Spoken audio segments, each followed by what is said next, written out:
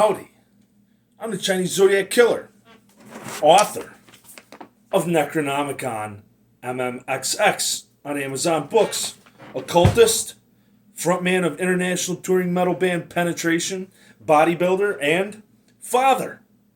Unfortunately, I've never had the blessing of having a united nuclear family to raise my child in, and instead had to fight for any rights in court to be a dad whatsoever against an uncooperative, manipulative, evil harpy of a succubus demon ever since.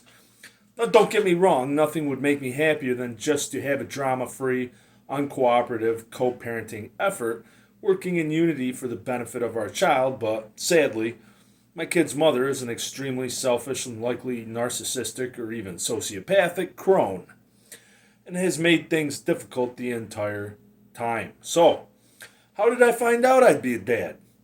Despite what appeared to be a perfectly decent relationship, I began to see this hag's true colors towards the end of our time together, when she admitted that she occasionally enjoyed smoking crack and doing cocaine, which I personally never had a history of. So, you can imagine my disgust and my objection to this lifestyle of hers. Shortly thereafter, she then called me up and dumped me over the phone, while then letting me know she was pregnant with my child and consequently tearing me apart. She then texted me and said she was in love with her ex-boyfriend before me, which is not to be confused with the next man she let shortly move in with her, or the one after, all while pregnant with my kid, which I wasn't sure if was true or not. She then changed her number and then threatened to have me arrested if I came to visit her. Despite mailing her my entire summer job savings on a weekly basis to demonstrate my support for a hypothetical child I didn't even know if truly existed or not, since I was never actually able to visually see she was pregnant, or if it was all just a bunch of head games, until a week before my child's due date, when she finally did let me come actually see her for the first time. To bring her money, of course. Up until then, it was just 9 months of head games, putting me through more anxiety than I'd ever been through in my entire life, while keeping the secret to myself as long as I could that I might just have a child on the way. But in truth, I had no idea if she was really pregnant or not, or if it was just a head game. I never felt so much stress, anxiety, and mental and emotional anguish in my entire life.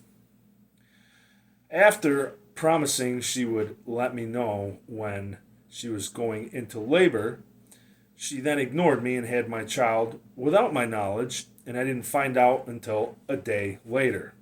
When I went to visit my newborn in the hospital nursery, she just refused me entry. What resulted was years and years of family court battles ever since, just to have the right to be a dad. So, what is the lesson and moral of the story here? A. Everything happens for a reason. If I hadn't had a child with this troll, I wouldn't be a dad. And I wouldn't trade that for anything in the world. I've always loved my child, and I love being a dad.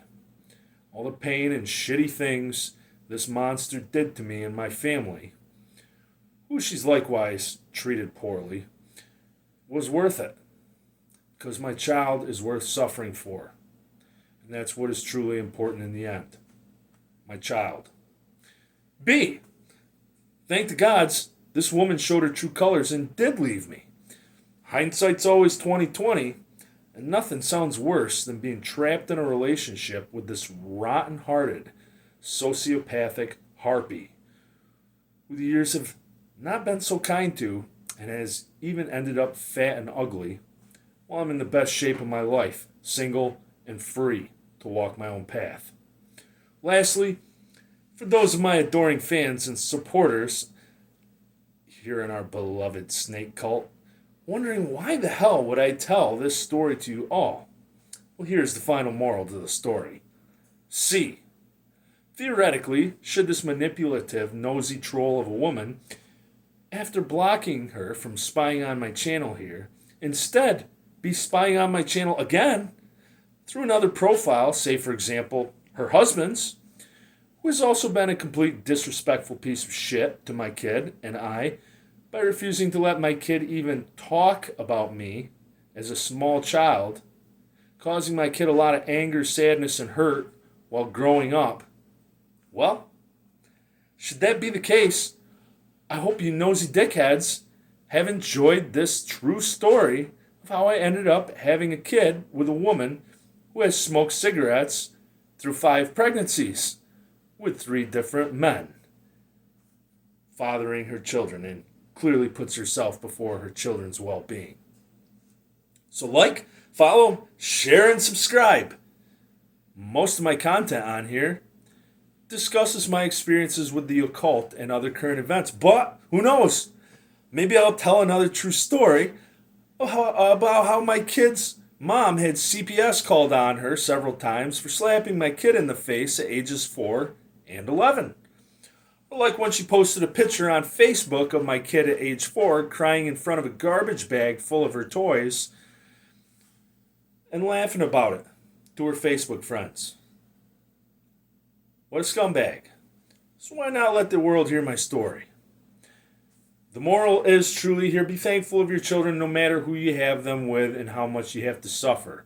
On this Thanksgiving Day evening, I am thankful I have had the memories I have had with my child all these years, who is a superstar in my eyes. I absolutely love my child. More content to come. Don't touch that dial.